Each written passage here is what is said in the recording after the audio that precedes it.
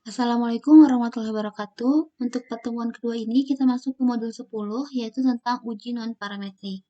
Tujuannya yaitu mahasiswa dapat memahami, menampilkan, menganalisis, dan menginterpretasikan output uji kolmograf. Kemudian mahasiswa dapat memahami, menampilkan, dan menganalisis dan menginterpretasikan output uji Friedman. Yang ketiga, mahasiswa dapat memahami, menampilkan, menganalisis, dan menginterpretasikan output uji Kruskal-Wallis. Kruskal-Wallis. Nah, di sini kita masuk ke uji yang pertama, yaitu uji kolmograf. Di sini ada satu soal, yaitu seorang peneliti mengadakan percobaan dengan memberi pelajaran berangkai kepada 10 siswa kelas 4 dan 10 siswa kelas 6.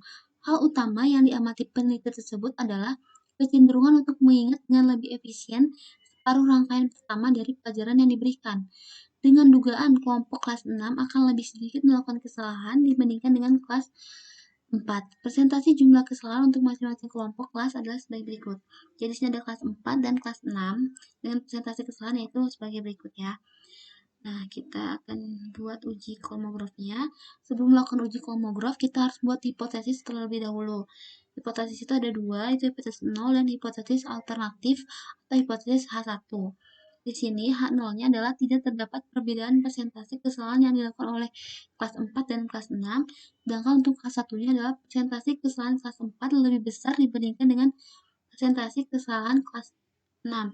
Kenapa H1-nya seperti ini? Karena tadi di soal adalah dugaannya bahwa kelompok kelas 6 akan lebih sedikit melakukan kesalahan dibandingkan kelompok kelas 4. Berarti artinya untuk dugaan ini menduga bahwa kelas 4 akan melakukan kesalahan lebih banyak dibandingkan kelas 6. Maka di sini H1-nya adalah persentase kesalahan kelas 4 lebih besar dibandingkan dengan persentase kesalahan kelas 6.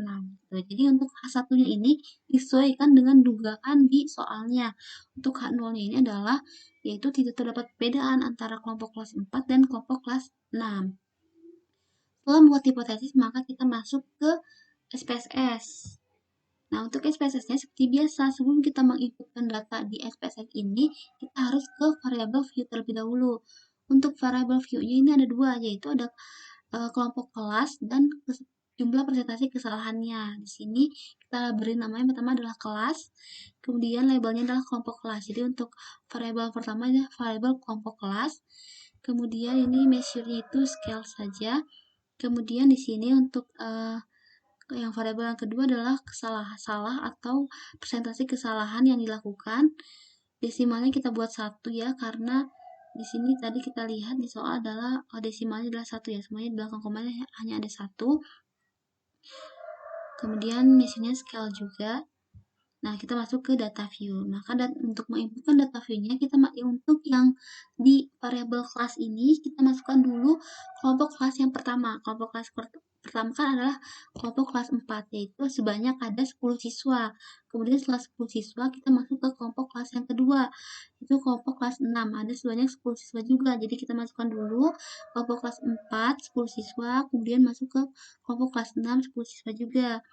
Untuk kesalahannya ini kita masukkan sesuai dengan di soal. Berarti untuk kelompok kelas keempat ini kan tadi di soal dari 39,1 sampai 47,2. Kita inputkan ke sini 39,1, 41,2 sampai 47,2 ya, sesuai dengan soalnya. Untuk kelas ke-6 itu berarti 35,2 sampai 32,6. Jadi untuk menginputkan datanya harus seperti ini ya. Jadi dibuat dua variabel view-nya. Nah, setelah inputkan data seperti ini, kita klik Analyze, kemudian ke Non-Parametric Test. Kemudian pilih Legacy Dialog, dan pilih To Independent Sample. Ini. Nah, kita masukkan untuk kelompok kelas ini, kita masukkan ke Grouping Variable. Sedangkan yang presentasi jumlah kelas ke Test Variable List. Kemudian untuk Grouping kelas variabel sini, kita pilih Define Group, dan grup 1 itu adalah grup kelas keempat, kelompok kelas keempat, dan grup 2 adalah kelompok kelas 6. Ini kita continue, kemudian kita pilih yang checklist yang kolmograf Simprop. Yang ini kita hilangkan saja checklistnya. Kemudian kita klik OK. Nah, di sini kita hasilkan ya outputnya itu adalah output frekuensi dan output tes statistik. Kita lihat di sini tadi kita masukkan kelompok kelas 4 ada sebanyak 10 siswa dan kelompok kelas 6 ada 10 siswa juga. Untuk tes statistiknya kita bisa kopikan dulu ke Word ya. Jadi hasilnya di sini tadi tes statistik.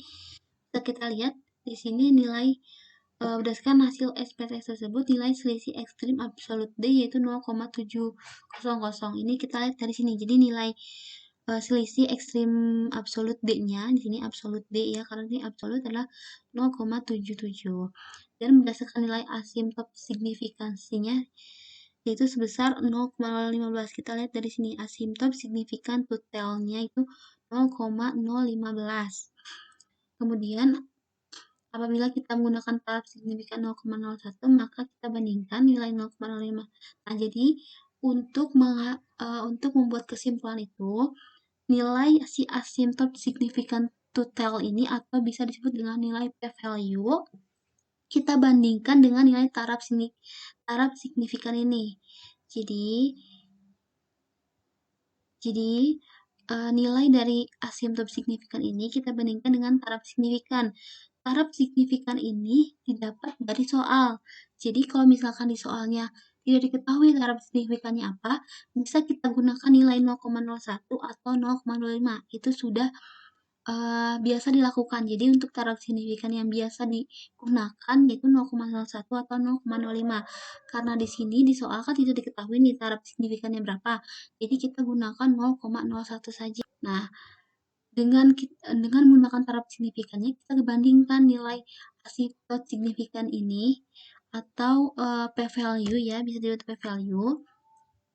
Kita bandingkan. Nah, sebelumnya karena di sini asymptot signifikannya itu total, maka harus dibagi dua. Jadi nilai dari 0,015 ini kita bagi dua terlebih dahulu, yaitu menghasilkan 0,075.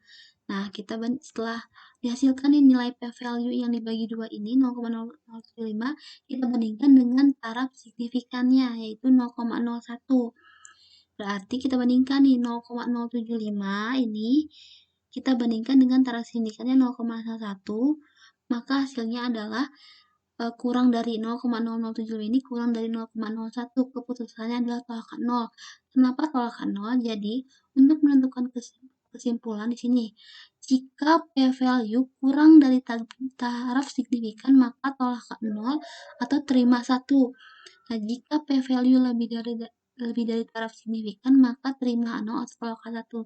Jadi, untuk membandingkannya, kalian jangan sampai terbalik. Jadi, dibandingkan yang adalah yang p-value terlebih dahulu, kemudian dengan taraf signifikan. Jadi, jangan sampai terbalik taraf signifikan p-value, tapi harus p-value taraf signifikan. Jika p-value itu kurang dari, maka tolakan 0. Jika lebih dari, maka terima 0. Nah, di sini kita lihat nilai p-value-nya ya di sini atau p-value ya. P-value yaitu sebesar 0,015 karena di sini total maka harus dibagi 2 maka 0,075. Maka hasilnya 0,075 kurang dari 0,01, keputusan adalah tolakan 0. Karena kita menolakkan 0 yaitu artinya karena kita menolakkan 0 atau artinya terima 1, maka kesimpulannya adalah nih, buat hipotesis ya, kita menolak K0, berarti H0 ini kita tidak terima, tapi yang menerima adalah H1. Jadi artinya kesimpulannya, persentase kesalahan kelas 4 lebih besar dibandingkan dengan persentase kesalahan kelas 6 ya. Jadi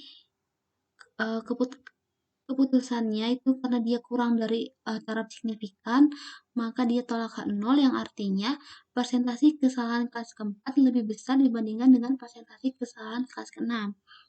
Seperti itu. Jadi untuk pengambilan kesimpulan, kalian harus bandingkan p-value dengan taraf signifikannya.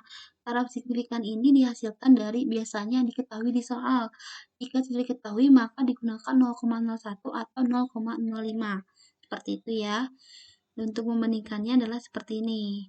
Jika dia kurang dari taraf signifikan, maka tolakan 0. Jika lebih dari taraf signifikan, maka dia terima H0. Nah, untuk keputusannya berarti kita lihat dari hipotesisnya.